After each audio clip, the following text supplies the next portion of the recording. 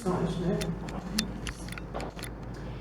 E eu lembrei ontem que nós nunca tivemos, quer dizer, eu já fiz um curso de missões e já dei uma palavra sobre missões, mas nós não falamos exatamente o que é missão e missionário.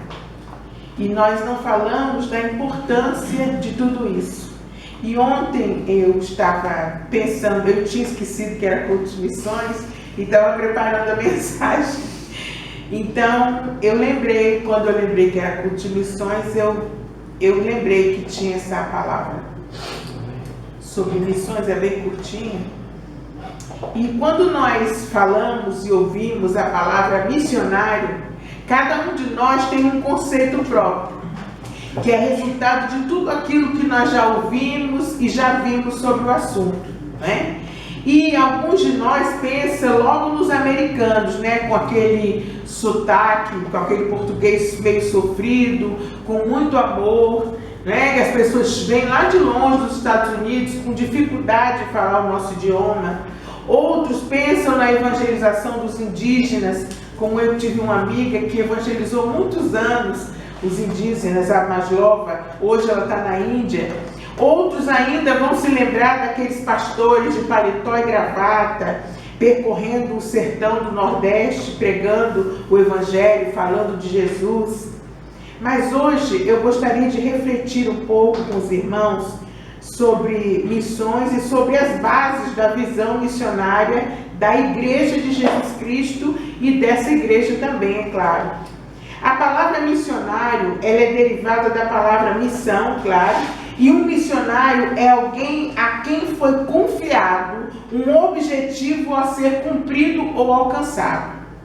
Todo missionário é alguém a quem foi confiado, então, um objetivo, uma missão. Missionários são pessoas que têm uma missão que deve ser cumprida. Os missionários não estão restritos ao universo religioso. Um diplomata pode ser perfeitamente enquadrado nessa definição. Um médico. Se nós admitirmos a existência de missionários, pessoas que têm uma missão no contexto da Igreja de Cristo, então isso nos remete à necessidade de fazermos algumas perguntas. Por exemplo, qual é a nossa missão? Para quem é essa missão? E qual é a abrangência da nossa missão? Em Mateus 28, 16, 20, que é um texto muito famoso, diz assim, que seguiram os 11 discípulos para Galiléia, porque os 11, né? Porque Judas traiu Jesus e ainda não tinha sido elegido o 12º para ficar no lugar do Judas. E quando viram, o adoraram, mas alguns duvidaram. Jesus, aproximando-se, falou-lhes, dizendo, toda a autoridade me foi dada no céu e na terra. Ide, portanto, fazer discípulos de todas as nações, batizando-os em nome do Pai, do Filho e do Espírito Santo, e ensinando-os a guardar todas as coisas que vos tenho ordenado. E eis que estou convosco todos os dias, até a consumação dos séculos. O interessante é que Jesus começa falando ide. E as pessoas acham que esse ide de Jesus é para arrumar as malas e ir embora. Ide, na verdade, é para você começar onde você está, falando dele. Fazer discípulo, você só faz discípulo se você for um. E ensinando, você só ensina aquilo que você aprendeu. Então Jesus está dizendo que então a gente podia começar de baixo para cima, não é? A gente tem que aprender o que Jesus quiser ensinar para a gente. E para isso a gente tem que abrir o coração e a mente, aprender dele, aprender das pessoas que Jesus colocar nas nossas vidas, para que nós nos tornemos um discípulo, para depois, então, ou durante, a gente poder ir e falar dele, não é? Ide, fazer discípulos, ensinando-os a guardar todas as coisas que vos tenho ordenado. Só que, na verdade, é o inverso. Você tem que aprender, não é? Tem que aprender alguma coisa para você. Você não pode ser um discípulo de Jesus se você... O discípulo é o quê? Um aluno. Se você não souber nada, como é que você vai ser um aluno aplicado? E depois você falar daquilo que você viu e ouviu. Aí continua aqui: ide por todo mundo e pregai o evangelho a toda criatura. Aí diz assim: estes sinais hão de acompanhar aqueles que creem. Em meu nome expelirão demônios, falarão novas línguas, pegarão em serpentes, e se alguma coisa mortífera beberem, não lhes fará mal. Se impuserem as mãos sobre os enfermos, eles ficarão curados. Está em Marcos 16, 14 a 20. Se de fato o Senhor Jesus, depois de lhes ter falado, foi recebido no céu e assentou-se à destra de Deus. E eles, tendo partido, pregaram em toda parte, cooperando com eles o Senhor e confirmando a palavra por meio dos sinais que se seguiram. Então, quando nós nos tornamos verdadeiramente discípulos do Senhor e nós queremos receber, Deus coopera conosco, mandando o seu Espírito Santo e também fazendo com que nós façamos sinais em nome dele. E lhes disse: assim está escrito que o Cristo havia de padecer. Está lá em Lucas 24, 46 a 53. Vós sois testemunhas dessas coisas. O que é uma testemunha?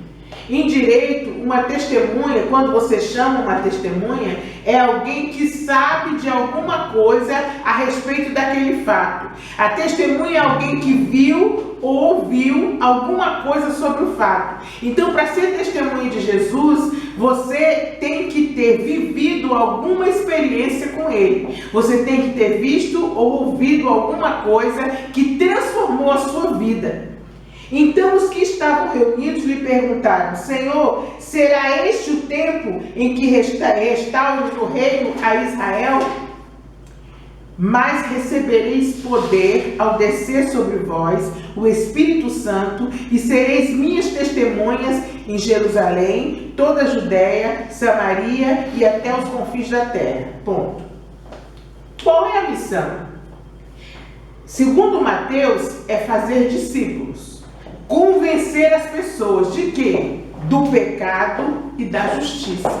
Então, hoje em dia, as pessoas acham que pregar o evangelho é dizer para elas: vem para Jesus, Jesus vai resolver todos os seus problemas, vem para Jesus para você não sofrer mais. Mas o evangelho diz, a Bíblia diz que fazer discípulo é convencer a pessoa do pecado e da justiça. O evangelho do século XXI não prega mais isso. Vem para Jesus, Jesus vai resolver seus problemas financeiros, Jesus vai resolver seus problemas, você não vai chorar mais, e isso não é verdade.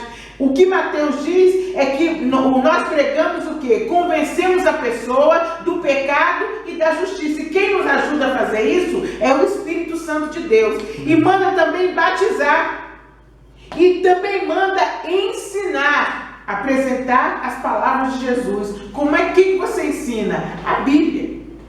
E muitas vezes nós vemos na igreja do século XXI a Bíblia sendo colocada de lado e sendo ensinada a doutrina da prosperidade, que Jesus vai fazer, que você vai determinar, que Jesus vai cumprir, e não é assim. E Marcos diz: pregar o evangelho. O que é o evangelho? É a boa nova.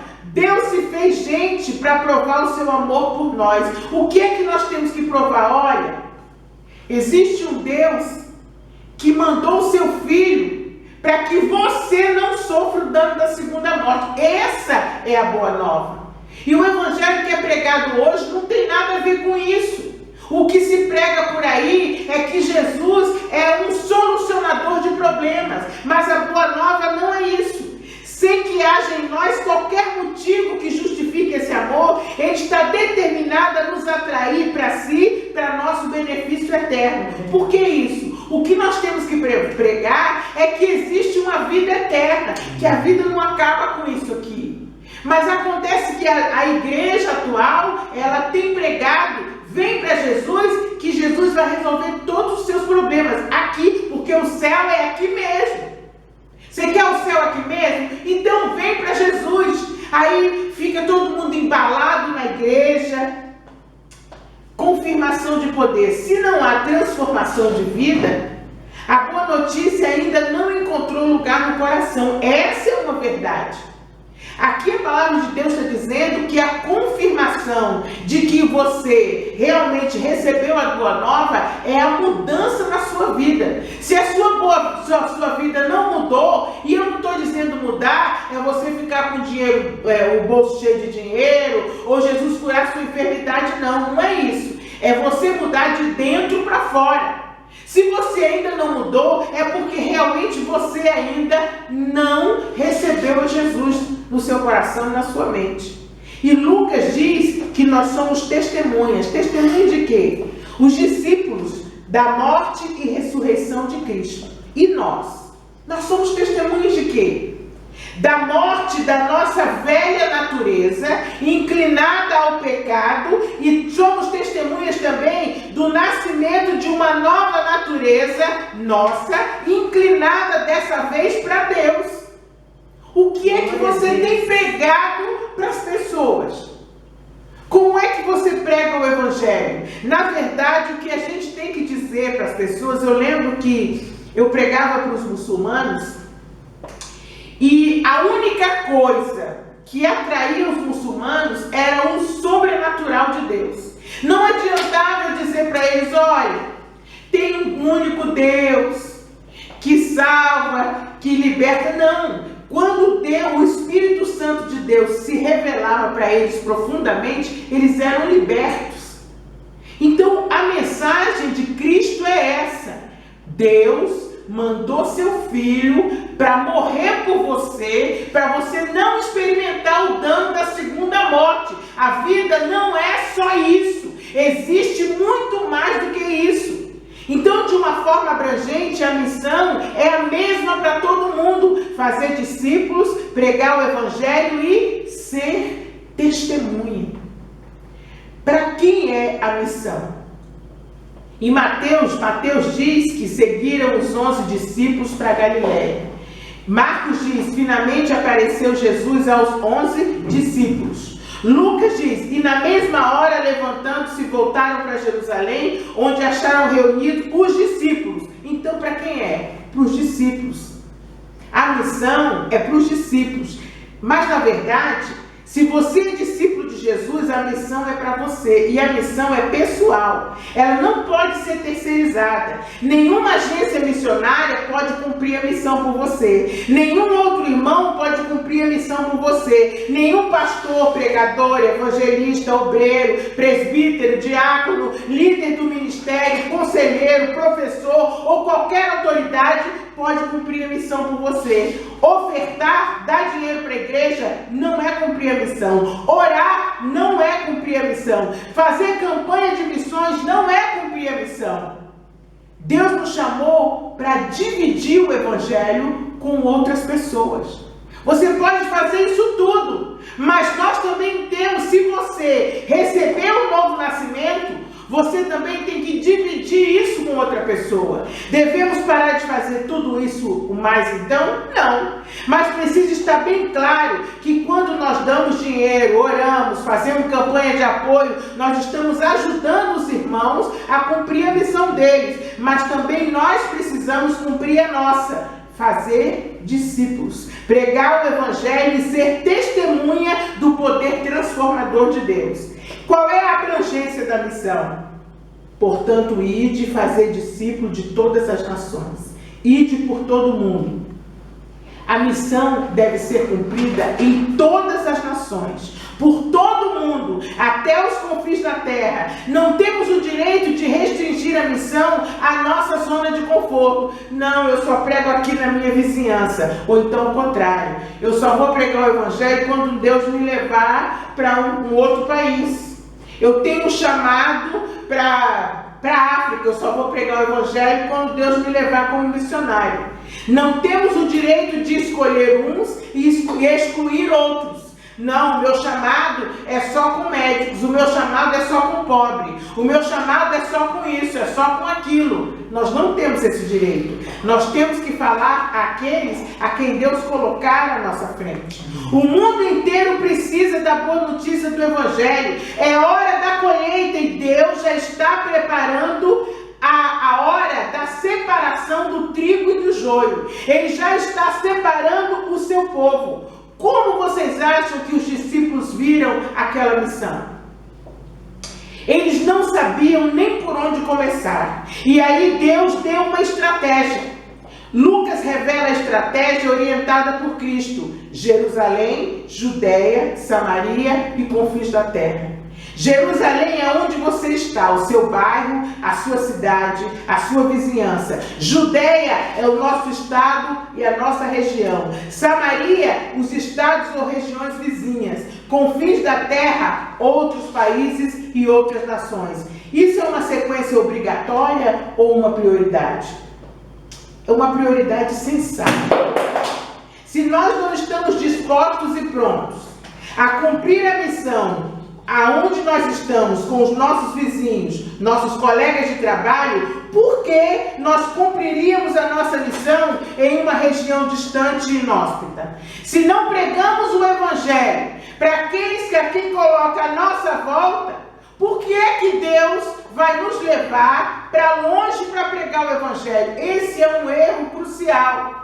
Muita gente pensa que tem chamada missionária para outros países. Enquanto você não pregar o Evangelho na sua família, para a sua vizinhança e para os seus amigos, Deus não tem chamada para você para longe. Se você não sabe evangelizar aqueles que estão perto, por que Deus pegaria você e levaria para longe? Verdade, Jesus. Não tem chamado. Aí vai para missões e volta arrasado. Porque Deus chama as pessoas que têm essa chama dentro dele. E essa chama começa dentro da sua casa, dentro da sua vizinhança, do seu local de trabalho, dentro da igreja. É assim que começa. A sequência é um antídoto contra a fuga e o escapismo, porque muitos querem viajar como missionários, mas Jesus estabeleceu uma ordem sensata. Jesus não quer que sejamos viajantes ou forasteiros. Ele quer que sejamos testemunhas. A missão pode ser cumprida de forma concomitante? Sim. Paulo, quando foi preso em Roma, ele falou de Cristo aos soldados que o vigiavam e, ao mesmo tempo, ele escrevia cartas para igrejas e para outras cidades e regiões. A cada quarto e domingo, eu prego o Evangelho e testemunho do poder transformador de Jesus, quarta, terça e domingo, lá no hospital e aqui na igreja. E essas mensagens são publicadas no YouTube e muitas pessoas em vários países do mundo veem, ouvem e veem aquilo que eu estou pregando. É tudo ao mesmo tempo. Mas eu não posso deixar de evangelizar os meus vizinhos. Sempre que eu posso, todo mundo na minha quadra sabe que eu sou pastora. Todo mundo no meu bloco sabe que eu sou pastora. As pessoas têm que saber quem é você. Você tem que começar pelo seu prédio, pelas casas ao seu redor. Se você for esperar que Jesus mande você numa viagem, então isso não vai acontecer. Existe um papel para as igrejas locais para o cumprimento dessas missões? Sim. A igreja de Antioquia tinha recebido dons e capacitações. E Deus quer dar a você dons e capacitações. Até que o Espírito Santo de Deus revelou que ia realizar alguma coisa. O que é que fez a igreja? Ouviu e atendeu ao Espírito de Deus. A obra missionária não era um projeto da igreja de Antioquia, como não é um projeto de uma igreja, é um projeto da igreja de Deus. Terminando, o que será que o Espírito vai fazer nos nossos dias? Qual será a obra de Deus para os nossos tempos? Vai haver uma outra onda de expansão do reino? Sim. Ninguém descobre os desejos de Deus sem que Ele revele. E Deus está revelando no mundo inteiro que Ele começou a separar o joio do trigo. As igrejas, elas estão se tornando muito distantes. As da doutrina da prosperidade e os neopentecostais, eles estão se afastando cada vez mais daqueles que pregam o verdadeiro evangelho. Há uma distância muito grande das profetadas para aqueles que seguem o que diz a palavra. Isso já é o começo da separação do trigo do joio. Então eu penso que nós temos que ficar atentos, servir ao Senhor onde estamos, com oração, com jejum, e nós não podemos ter medo, nem podemos adiar, porque ser parceiro de Deus é glorificá-lo, e foi para isso que nós fomos criados. Tudo mais é secundário. Essa é a nossa missão. E a abrangência da nossa missão é ir aonde Ele mandar. E Deus está mandando que eu e você possamos ir na nossa vizinhança, na mesa do nosso colega de trabalho. É por isso, irmãos, que nós temos que nos ocupar bastante. Quanto mais lugares nós temos para ir, para estudar, trabalhar, quanto mais oportunidades nós temos para pregar. Às vezes as pessoas me dizem, mas pastora, você faz tanta coisa, é a igreja, é o hospital, são oportunidades, é a aula, são oportunidades que Deus dá para você pregar. É verdade. E nós temos que aproveitar todas elas, todas essas oportunidades. Deus não nos colocou aqui simplesmente para a gente cuidar da nossa vidinha, e sim para nós cuidarmos dos interesses do Rei. Aleluia. Amém?